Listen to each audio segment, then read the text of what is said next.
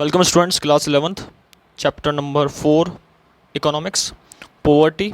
और इसमें बात करेंगे हम part number 5, causes of poverty. Causes of poverty में बेसिकली वो मेन कॉजेज़ बता रखे हैं जो पोवर्टी को अफेक्ट करते हैं। क्या कारण है, कौन कौन से रीजंस है मेन जो पोवर्टी को अफेक्ट करते हैं। तो ये बेसिकली ये कॉजेज़ आएंगे और इन कॉजेज़ के ऊपर बात करेंगे पोवर्टी की। ठीक है, तो यहाँ पे वीडियो स्टार्ट करते हैं और बात करते हैं कौन कौन से यहाँ पे कॉजेज़ हैं जो पोवर्टी को इंक्रीज़ करते हैं। Basically under development of the economy and other unequal distribution of income, ये सारी चीज़ें मेनली बेसिकली ये कॉसेस है पोवर्टी के। और ये under develop nature of Indian economy के कॉसेस है। जो मेन कॉसेस थे पोवर्टी के वो यहाँ पे हाईलाइट करे गए हैं। फर्स्ट पॉइंट यहाँ पे बात करते हैं low level of national product.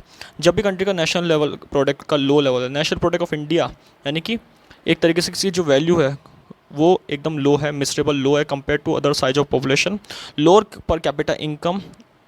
तो ये सारी चीज़ें इनकी वजह से, कम होने की वजह से क्या होता है, नेशनल प्रोडक्ट अफेक्ट होता है, नेशनल इनकम अफेक्ट होती है और पर कैपिटा इनकम भी इससे गिरती है। When the per capita income that year dash was 30,000 only, which falls under the category of poorest country according to UNO norms. UNO procedure यानी कि यूनाइटेड नेशन ऑर्गेनाइजेशन के अकॉर्डिंग जिस भी कंट्री की पर कैपिटा इनकम 30,000 से नीचे या 30,000 और ओनली है, तो वो कैपिटल पर कैपिटा इनकम 30,000 होने के कारण यहाँ पे वो कंट्री पुअरेस्ट कंट्री कहलाती है। तो बेसिकली इंडिया की जब अंडर डेवलप इकोनॉमी थी, तो बेसिकली यहाँ पे इंडिया की जब 30,000 इनकम पर कैपिटा इनकम थी यहाँ पे पर पर्सन की इनकम, तो बेसिकली वो कंट्री उस समय अंडर डेवलप इकोनॉमी में आती थी और ये पुअरेस्ट कंट्री कहलाती थी। लेकिन जैसे जैसे धीरे धीरे डेवलपमेंट हुआ वैसे वैसे ये इंक्रीज़ होती गई है। सेकेंड पॉइंट बता रखा है लो रेट ऑफ ग्रोथ। इसी तरीके से रेट ऑफ ग्रोथ भी इकोनॉमी का 5 ईयर प्लान जब स्टार्ट होता तब लो था। लो यानी कि इकोनॉमी की जो रेट थी बढ़ने की वो तेज़ी से नहीं बढ़ रही थी, वो बहुत धीरे धीरे बढ़ रहा था।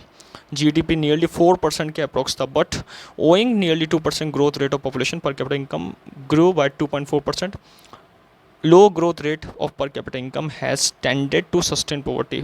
इसी कारण से पॉवर्टी बढ़ रही थी, क्योंकि पॉपुलेशन की जो ग्रोथ है वो तेज़ी से बढ़ रही थी, लेकिन इकोनॉमिक ग्रोथ तेज़ी से नहीं बढ़ रही थी, जीडीपी बढ़ नहीं रही थी, जीडीपी 4% तक आई थी। तो इस कारण से जब इंडिया अंडर डेवलप इकोनॉमी में थी तो एक मेजरली कॉज था पॉवर्टी का लो रेट ऑफ ग्रोथ रेट। इस कारण से पॉवर्टी इंडिया के अंदर आई थी। तीसरा कारण है पॉवर्टी का heavy pressure of population. Population का हैवी प्रेशर, बहुत इंपॉर्टेंट पॉइंट बता रखा है, heavy pressure of population.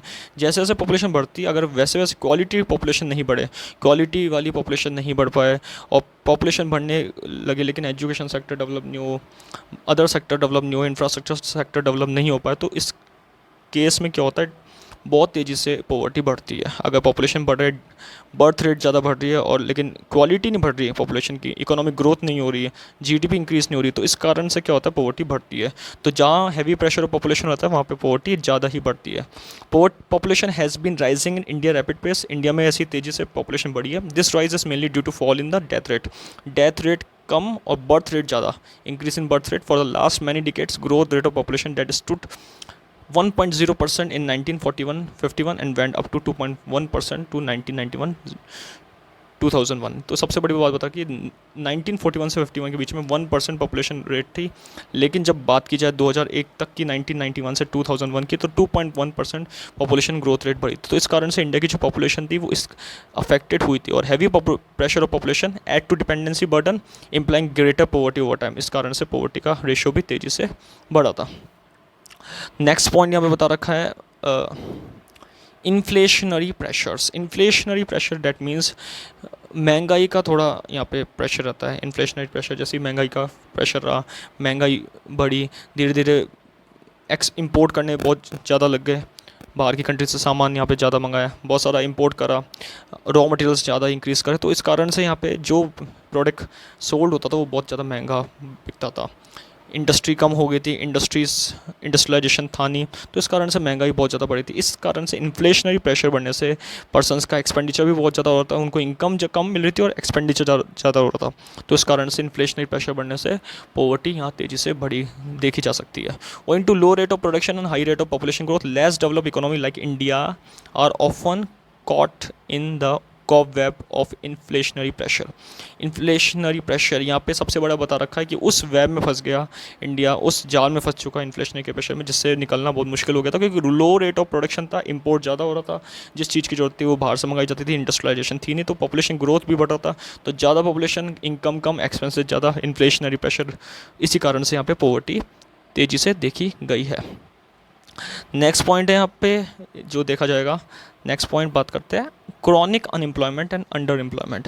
India is a country sustaining chronic unemployment and underemployment worse than educated unemployment in the urban areas is disguised unemployment in agriculture. दोनों बातें देखी गई है, अंडर डेवलपमेंट, अंडर एम्प्लॉयमेंट भी देखा गया है और डिस्गाइज अनएम्प्लॉयमेंट भी देखा गया है, क्रॉनिक अनएम्प्लॉयमेंट भी देखा गया है। ऐसा अनएम्प्लॉयमेंट कंडीशन होती है जिसके अंदर बेसिकली आपको एम्प्लॉयमेंट करता हुआ दिखेगा, लेकिन हिडन आपको एक्चुअली वो इकोनॉमिक ग्रोथ में कंट्रीब्यूट नहीं कर रहा है वो पर व्यक्ति, इस कारण से अनएम्प्लॉयमेंट यहाँ पे क्रिएट हो रहा है। तो बेसिकली मेजर रीज़न है कि अनएम्प्लॉयमेंट क्रिएट होने के, और यहाँ पे अनएम्प्लॉयमेंट क्रिएट होने के कारण यहाँ पे पॉवर्टी क्रिएट हो रही। तो एग्रीकल्चर एरिया में तो बहुत ज़्यादा पॉवर्टी क्रिएट हुई थी इसी कारण से, और poverty just reflection of unemployment, इसी कारण से अनएम्प्लॉयमेंट पे भी इसका रिफ्लेक्शन तेज़ी से पड़ा था।